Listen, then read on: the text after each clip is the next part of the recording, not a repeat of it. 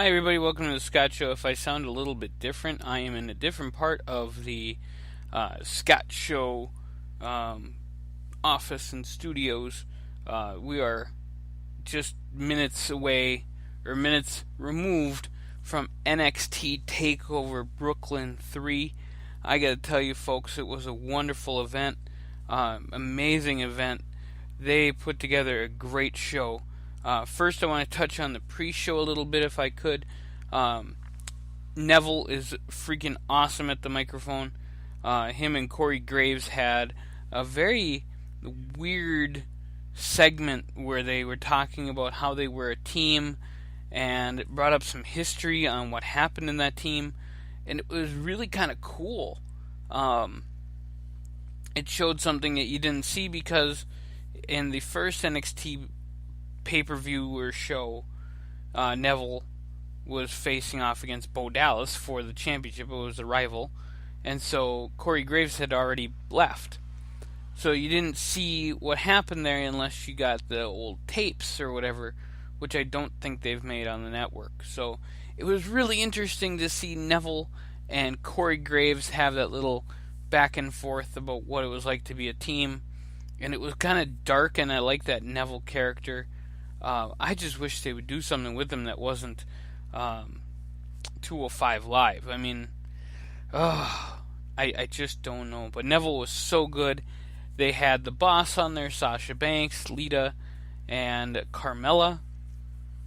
Like I said on the preview for SummerSlam, I'm looking forward to seeing Carmella take the championship tomorrow night. After the Naomi-Natalia match and win it and get that damn glow crap off of the belt. Prestige of the belt is important. We're going to get to that little bit. We do have the lordsofpain.net to thank. I'm going to be using them because I did watch the whole show. Did enjoy the hell out of it. But I'm going to make sure, because there's a lot of stuff on here that I didn't catch. Like, I'm seeing Kurt Angle was on there on the pre-show. Big E was on there. He was, he was a champion on NXT, but again, that was before the whole deal. Then they're talking about Neville, and really great stuff on the pregame show. I normally not a huge fan of the pregame show, but I went anyway. I saw the pregame show anyway. So the event actually starts with a band called Code Orange singing their song Bleeding in the Blur live on the stage.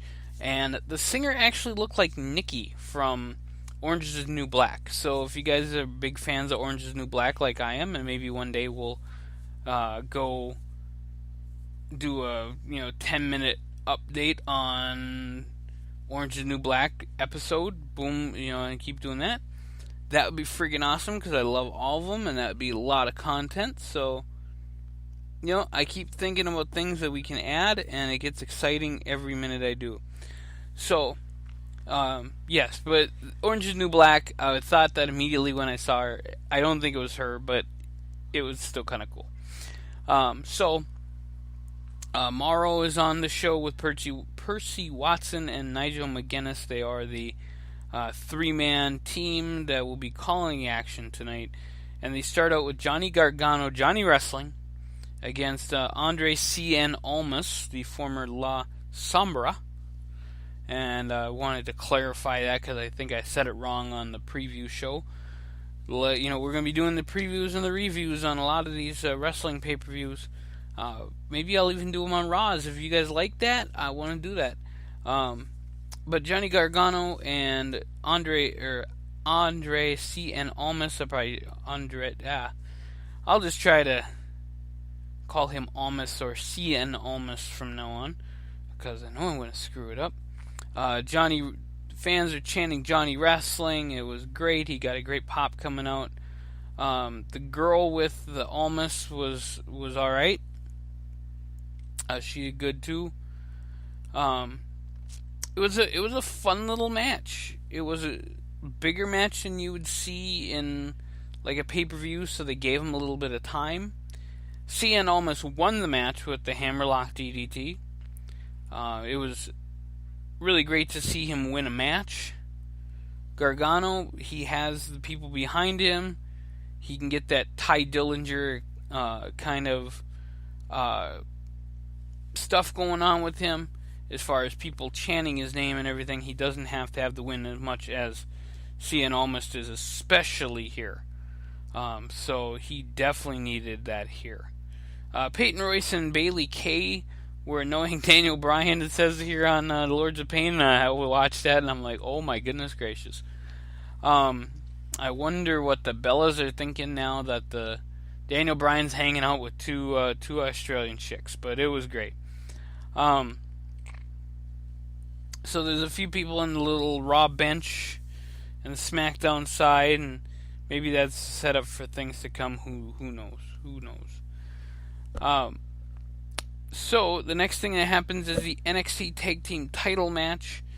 Corey Graves comes out for that, which was really cool to have Corey Graves back on NXT.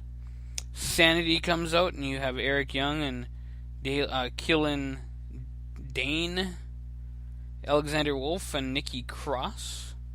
And then you had the Authors of Pain coming out next. Like I said, Precious Paul Ellering, that's how I know him from the NWA and the AWA wrestling. I don't think they ever used that in the WWE, but oh well.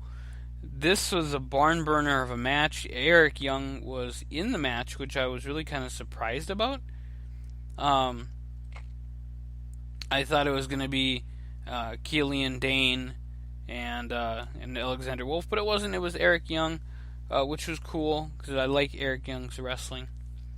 It was a really, really great match. Lots of action, lots of hard-hitting things. The Authors of Pain, they're a badass team. I will say that. Oh my gosh, they are amazing. So that is for sure. But at the end of the day,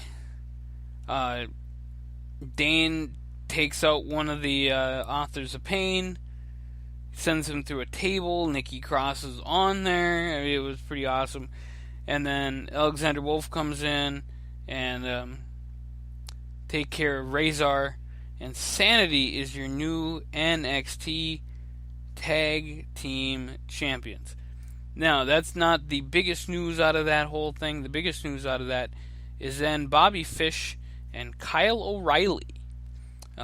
You might have known them from New Japan. This is the developmental territory, so when people are debuting, now they'll debut more on NXT. Redragon, I believe their name was. They came out and started beating up all 5 guys. They even hit the Authors of Pain and Sanity. So maybe they're not going anywhere yet, and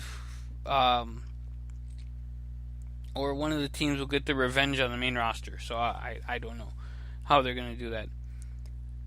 So Jim Ross came out for the next match that we have, and they showed Neville and Shinsuke Nakamura and then Kalisto in the crowd. Of course, they ain't going to show Sin Cara because he's nothing anymore. But the Lucha Dragons were huge. They left NXT. They can't show everybody that went to the main roster because some of them have epically failed, including like Emma has epically failed since she's been on the main roster. Paige is, of course, MIA. So it's pretty weird. So, oh well. So Aleister Black comes out with a Code Orange is singing their song, singing a song, gives him that special entrance. It's a different singer, so I didn't see Nikki from Orange is the New Black again. Oh darn, I like Nikki from Orange is the New Black, so it works out for me. There was a new singer, and it was still really cool, really dark. I like Aleister Black as a character. It was a really hard hitting match. Most of them were. It was a very strong style oriented kind of a show. I was really kind of surprised how like killer kind of fight style it had NXT did, but yeah, I think that's what people like about it. Well, Aleister Black ended up winning the match. He hits the Black Mass, which is what he calls his finisher. Hideo Itami, I don't know what to do with him next. Oh, put him on Raw, maybe. See where it goes. Maybe make him a part of Titus Worldwide with Tozawa. I don't know. But Aleister Black got the win, and it was awesome. So I was really excited to see that. So you see Sasha Banks, Bayley, Becky Lynch. Of course, you don't see Charlotte in the ring. She's, of course, with her dad. And thoughts and prayers go out to the Nature Boy Ric Flair. You heard it a few times on the show, too. He's still in a terrible condition, so there you go. Ember Moon and Asuka for the Women's Championship. And, wow, what a match that was.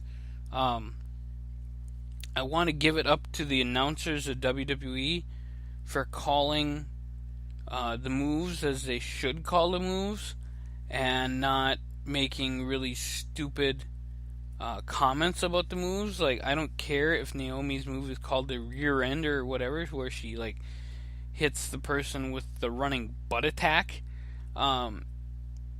But Asuka in this match did pretty much the same thing, except it looked more crisp and it actually looked like it hurt because she knows what she's doing in the ring and not Naomi. And Asuka hit the running hip attack, and that's exactly how Morrow said it. And that was a really, really cool move. It looked crisp and good. It looked like they were really just killing each other out there. So, Ember Moon tapped to the Asuka lock. I really thought the title was going to change hands. There's more to the story, but Asuka wins and retains the NXT Women's Championship against Ember Moon, and we will see what happens with Asuka next. I don't know who is coming out after her. Maybe whoever wins this Mae Young Classic will get a shot.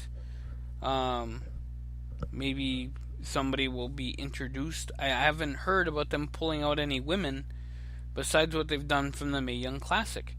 So I just don't know. But Asuka's really good, and this undefeated streak they got for her is amazing. We'll see where it goes from there. And that's pretty much all I can say on that. We'll see where it goes from there.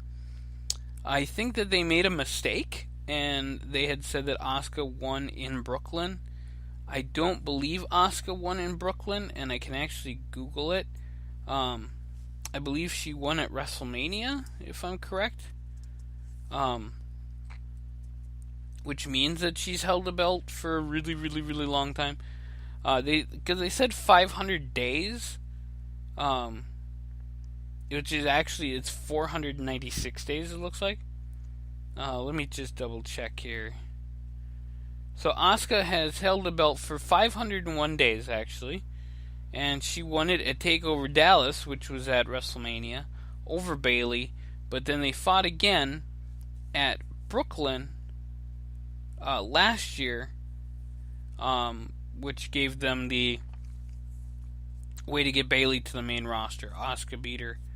And by the way, just as another little side note, there's only been 5 women's champions in the WWE for NXT, and it is Sasha Banks, Bayley, Charlotte, Paige, and Asuka, and they've only ever won the title one time.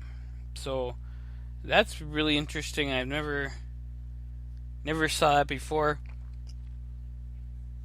That is like really interesting. So things you learn when you Google stuff, folks. That's what happens here on this podcast, the Scott Show, the wrestling show that we got.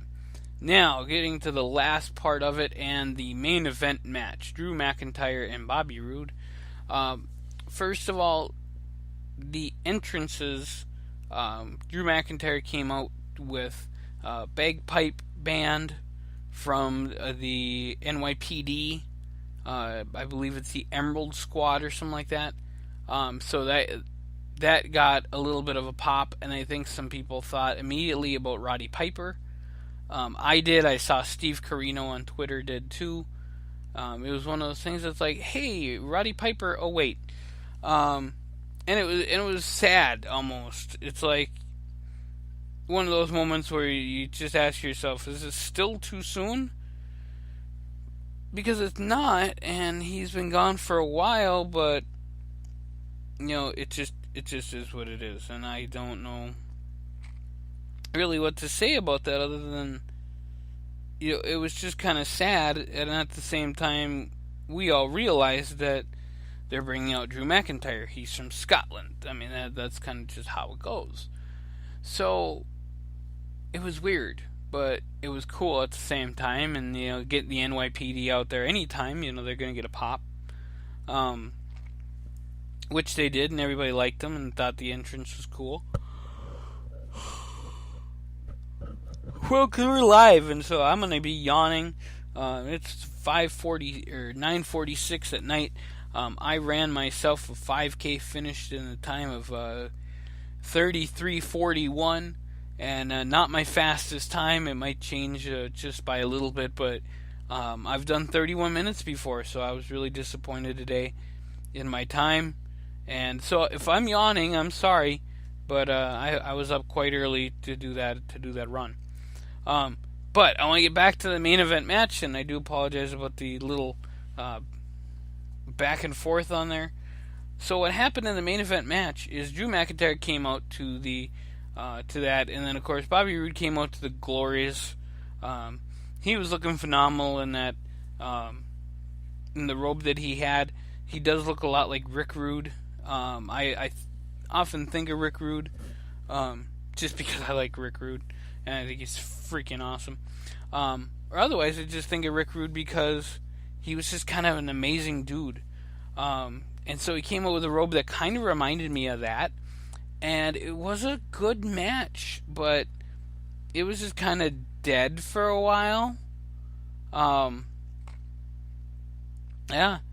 It was just kind of really dead. And the fans were not really into it as much. I think that the Asuka match just kind of killed all their momentum.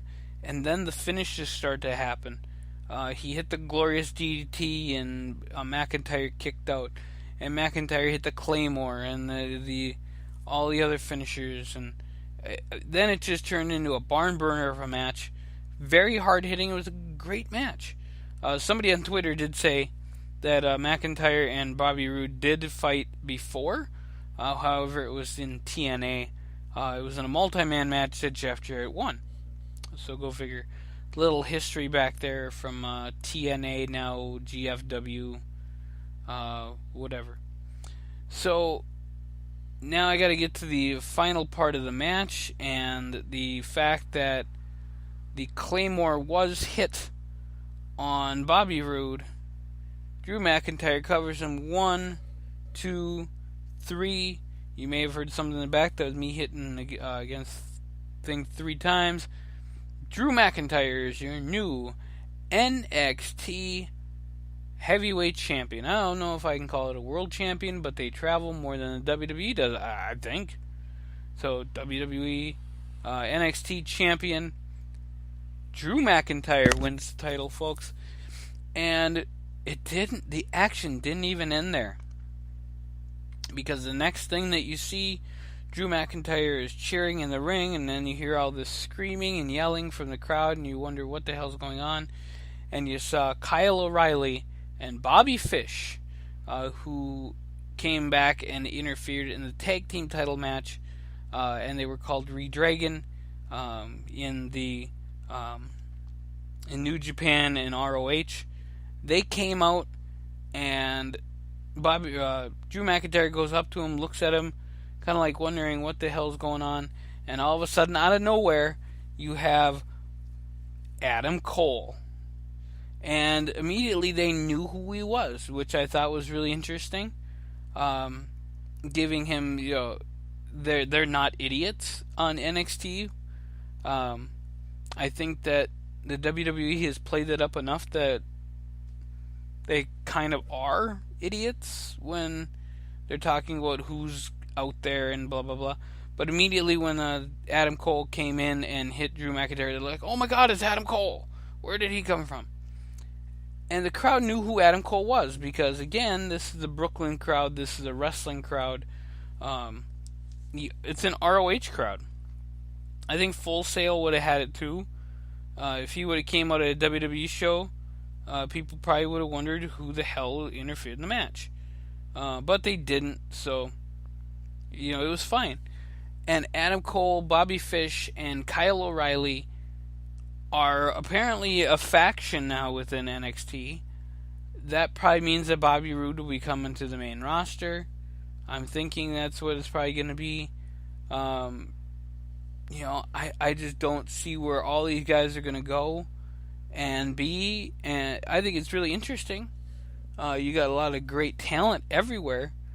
But Adam Cole and Bobby Fish, Kyle O'Reilly are there. You have Bobby Roode probably going to get a rematch somewhere. If he doesn't go to the main roster right away. You're going to have probably some cleanup on the main roster going on very soon.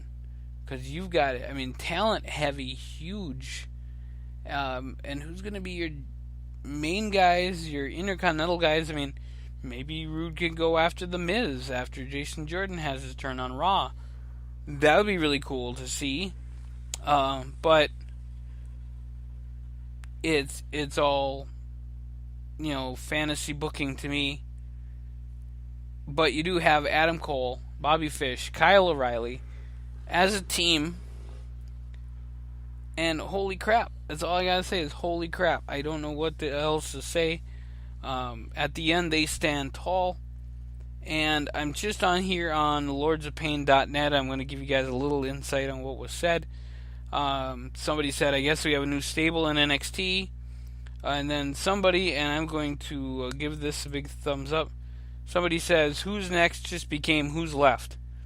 And that's really one thing you see. When you realize 2/3 of 3MB are current WWE World Champions. There you go. The whole World Champion thing was, again, interesting. Your wins now get Bobby Roode on Raw or SmackDown pronto. Asuka is the female Brock Lesnar. There's some very interesting ones here.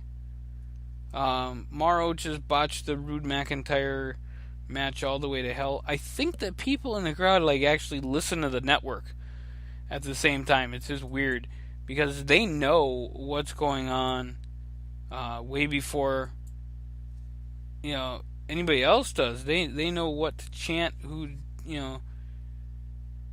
I think part of them listen to the network, which I think is actually a really weird idea that you can sit there in the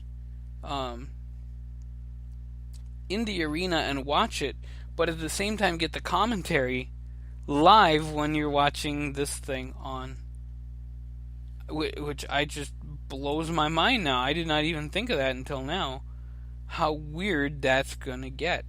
But yeah, you can literally sit there and listen to the commentary, and if you can get away with it, everyone chanting and screaming and whatever, you're good to go. So that's really interesting, and I never thought about that until now, so that's really cool. So that has been the NXT TakeOver wrap-up. We've gone 24 minutes, almost a quarter of the time of the damn pay-per-view. Actually did end around 9:30ish, so it went 2.5 hours, which was cool. We want to thank all of our fans and listeners. Check us out on YouTube. We are on YouTube, tinyurl.com/102550. We have all of our podcasts go there now, and then we'll also be making videos and doing really other awesome stuff. And then we have some other stuff coming up. Podcasts. We're going to have 3 or 4 podcasts a day. We will have our live segment interview deals going on. So we're going to have a lot of fun, folks, and I'm really super excited about the future and what we got coming up. But check us out tomorrow is the 10/25/50 show. I think we're going to be doing the Scott, or we're going to be doing some sort of church-ish show, just to kind of have a little Bible talk because it's Sunday. I thought that would be cool. So we'll have that in the 10/25/50 show. And of course, the SummerSlam recap. I did the review already. The recap is tomorrow.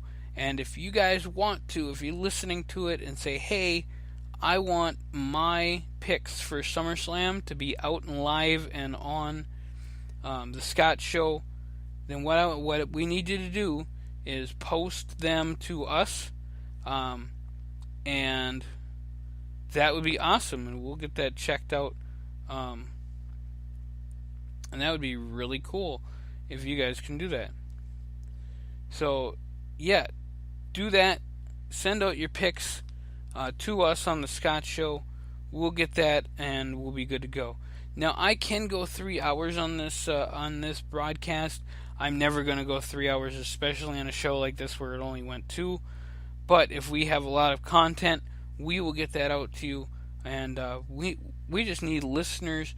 Like, share, subscribe. Please, please, please, please, please. We can get more out there for you. And we're going to end homelessness, folks. So what the hell? Why not? Help us get our job done. Give you guys great content at the same time. Do good for society. So thank you guys very much for checking us out. 27 minutes has been this. Next time I'll try to make these recaps a little shorter. But I want to thank you for everything. And we'll catch you guys soon.